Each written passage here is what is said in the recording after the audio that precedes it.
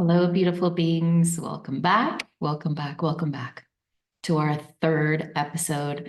Number 3 in numerology is all about joy and abundance and spreading the joy juice.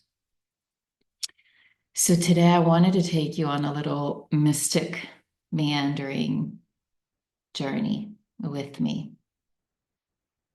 I want to share about sperm, about your and our soul gifts, and why it needs to be shared, why our soul gifts need to be shared, and a little bit of how I do the daily as a mystic.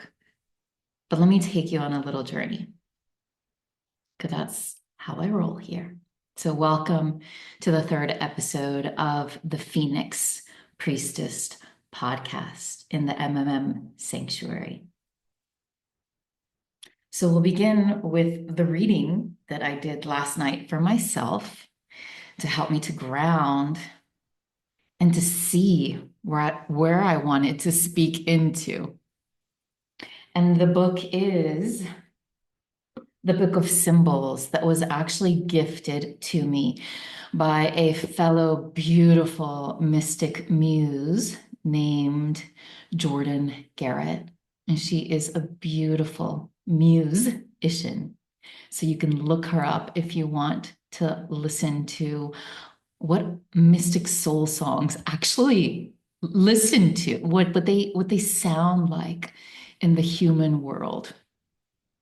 So she's a beautiful musician, and I love her dearly. So I've never gotten this one. I got sperm. And it's a beautiful movement from our first, second to third episode, because we have talked about fire and penetration and power. And hello, sperm is the lubricating light on this earth. It is like the soul's spark sprinkled down into the earth. And the earth says, yes, lubricate me, sun, fire, lubricate me. Send me those rays, send me that water. Let my body be penetrated by you and let me birth anew. Let me through the sacred feminine, let me birth that.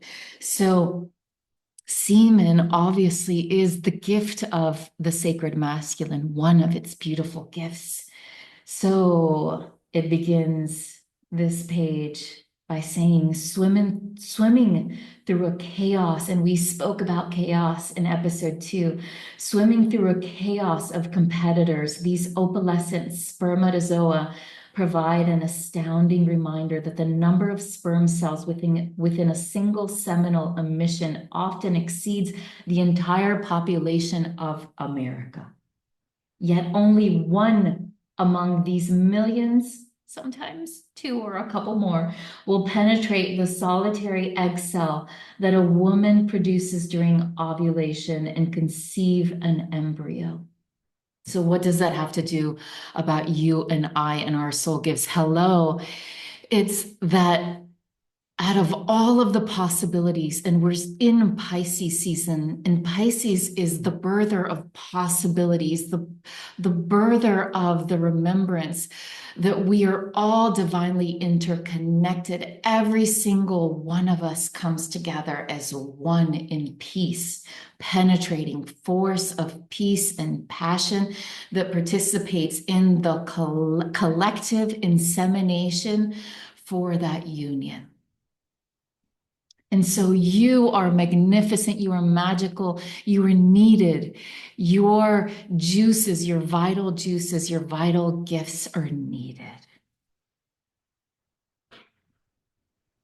So I'll share with you now a little bit about my entry.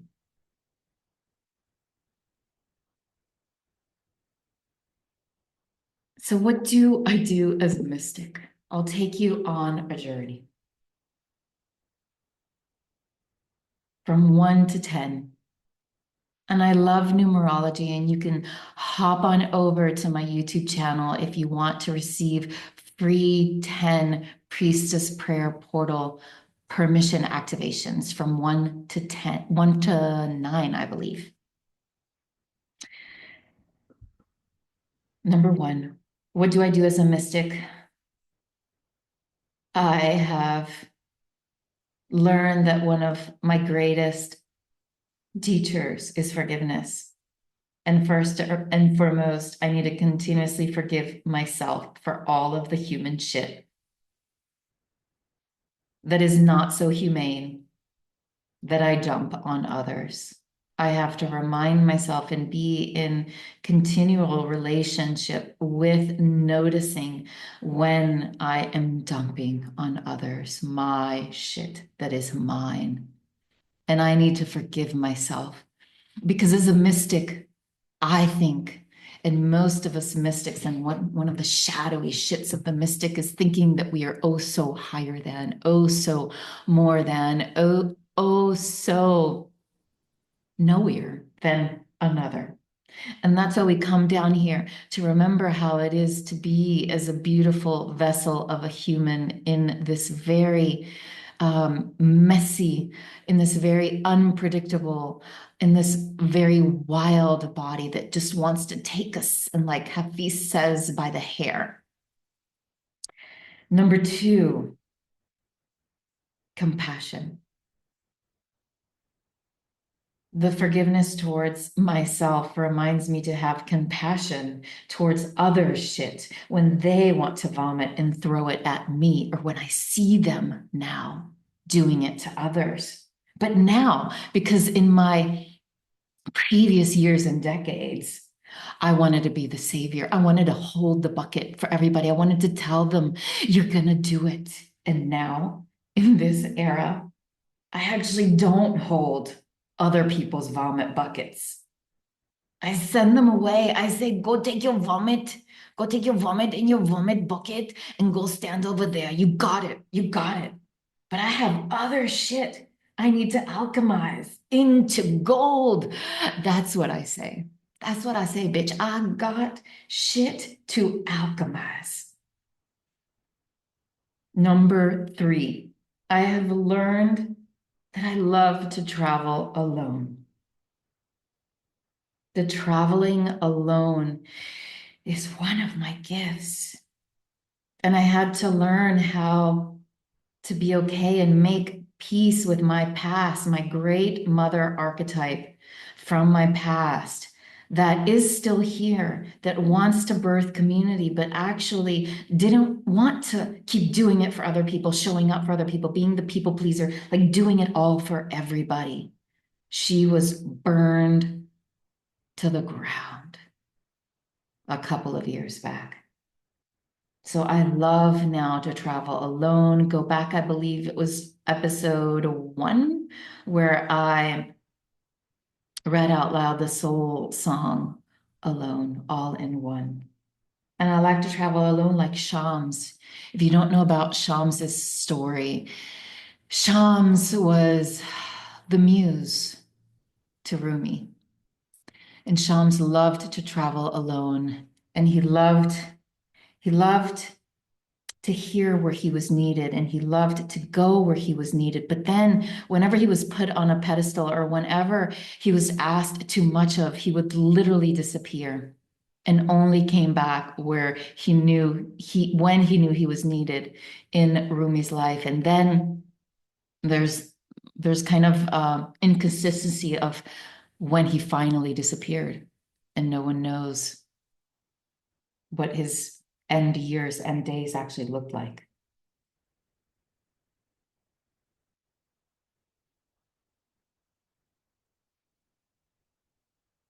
Number 4, I've learned that I'm only being called in this era, in this new era, to support monastics, mamafesters. So imagine a monk that has been living as a monk for many years at his monastery, and someone hears about him, and normally, yes, it's a him. So yes, it's a him. And why do you think I'm now coming out? Because there aren't that many mother mystics in this modern, mundane, modern mess of an earth. But I am only supporting the ones who are willing to take the trek. Hubby is home. Hubby is home after being 2 weeks away. So I only support mama festers who are willing to take the trek, who are willing to go deep into the unknown, not knowing how long it will take, and not knowing that when they arrive at the monastery, the monk might not be there. Hello, baby. I'm coming. We're doing a recording. So I'm not here to hold your hand or anybody's hand that's not willing to go through the fires. I'm not here willing anymore to hold people's hands that are not willing to die over and over and over again. Because I know what it takes at the footbed of our own deathbed to want to say, yes, I actually do want to be alive. God, show me another way, a new way. I can no longer keep living in that old way that has kept me chained and dead, not alive in my own precious being of a body. Number 5, I support those that know that they've been called like Neo, bitch. They know that that phone is ringing for them and they know they are ready to pick up. Number 6, what do I do as a mystic? I support those that know that their life is going to get fucked up. And that, yes, you are going to be fucked. Again, go read a Rumi poem. If you're a mystic, you know what I'm talking about. If you're a real mystic, you know what I'm talking about. And this really isn't a judgment here. The mystic who reads Rumi for the first time feels so seen, so satisfied, feels like they are a secret agent. And who do they have to tell that they know what Rumi is sharing is no secret? And that at some moment, it's something that they'll need to share. Number 7, after you wake the fuck up, you realize that it's a slow boxing match. Number 7 in numerology, parentheses, is the number that, it's the cross number, it's the Christ number, it's the one where you know you must journey inward. That the journey is where the juice is, the wisdom juice. But it is like a boxing match because your body is like, where did I just travel? When you've had that ecstatic awakening or when you've had that death portal moment and you wake up after and you've gotten these transmissions and you're like, what the fuck is real and what the fuck is not? And is this my fucking life? And for me, I'll do a little parentheses. the first day after I woke up after my first ecstatic awakening many years ago, I remember vividly going all the way in, going all the way in Pisces style to feel that deep penetration of oneness in my body, in every single cell.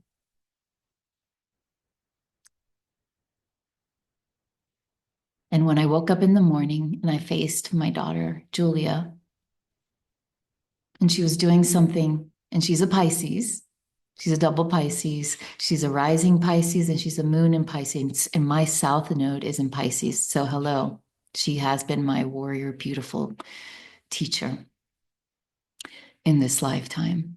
And I remember screaming at her for dropping the teriyaki sauce on the floor. I can't remember if it was soy sauce or teriyaki. I think it was teriyaki. One of those sauces, you know, those sauces that are so hard to clean up. And I remember screaming at her.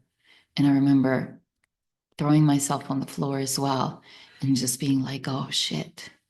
It's almost like knowing that now I'm in the shit realm, in the shadow shit realm. I've realized I've felt so much, but yet there's so much shit inside of me that I must alchemize. So that is number 7. I have to do as a mystic. I have to be willing to travel the shadow shit realm. Number 8. Then you're like, this is only the beginning. Number 8 in numerology is the I become the leader, the abundant leader in every area of my life. So, oh my God, that was when I had my ecstatic awakening feminine time, my ecstatic awakening shadow time feminine. And then it was the same, but for the masculine, my ecstatic masculine time. And then the shadow time that came right after that. Number 9, what do I do as a mystic? I say yes to those dark night of the souls that I know will come at one moment or another. And the last one for me came for 3 years. That's actually where my first poetry book came through towards, I'd say, 3/4 of the way into those years, where it was literally after having all of these awakenings, being stripped from the sun, from the semen that just wanted to keep lubricating and sharing, that was cut off. And the shadow, the mist, the clouds were just everlasting. It's the deep questioning of, why am I alive? Is it worth being alive? It has nothing to do with your beloved family. At that point, you're like in this limbo state. And you're like, love, will you ever liberate me again? Number 10. What I do as a mystic, I realize at number 10 that that is the renewal state. That will be the everlasting state. And I don't know what my state will be like in the next 10 years or in the next 10 months, because 10 is the renewal time. But that number 10, what I do as a mystic is that I remember that I must drop the blame bucket. It was never about my daughter. It was never about my husband and all he triggered in me. It was never about my father. They were just the messengers in this sacred lifetime that I signed up for. And I said, they will be some of the main ingredients in my show.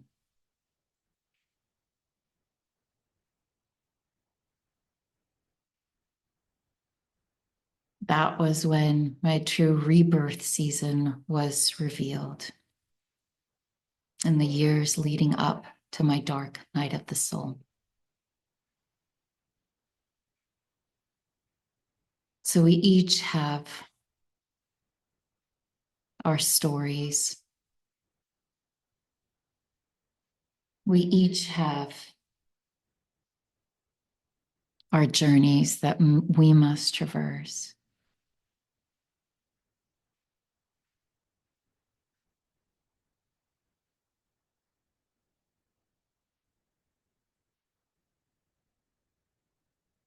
And all of them are sacred. All of the good things, all of the bad things that we judge, and we put them in an either or position. All of them are sacred.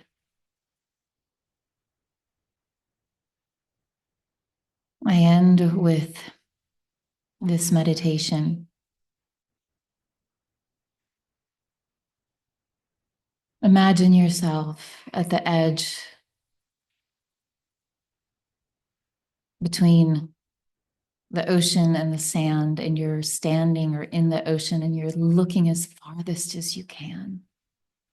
And you see that penetrating point, and you allow yourself to feel those sun rays shining in and penetrating your being as you look so clear and so confidently forward towards that shine that wants to penetrate you, that wants to wake you back up. And as you breathe in, you allow those rays to penetrate your being. You allow them to penetrate all the way down through the soles of your feet. And you allow yourself to feel and to see and to hear everything around you. That's life, that's earth. Those are the natural seasonings, the ingredients that will come towards you. Sense them, see them, feel them, free them, let them be. Let those penetrating rays that you're so focused on. Remember, Aries season comes after Pisces, and Aries is that first sign. And that's what is on the horizon. That is the anew. That is the number one. Aries is the number one. To do this practice, this prayer, this meditation, you can do it with eyes closed, or you can do it with eyes open, somewhere out in nature. I did it this morning, and it came through for me to also share with you all today. As the beautiful secret that semen is sacred, that semen is that penetrating force that wants to continue to allow us to birth and rebirth and create and lubricate and keep sharing our gold.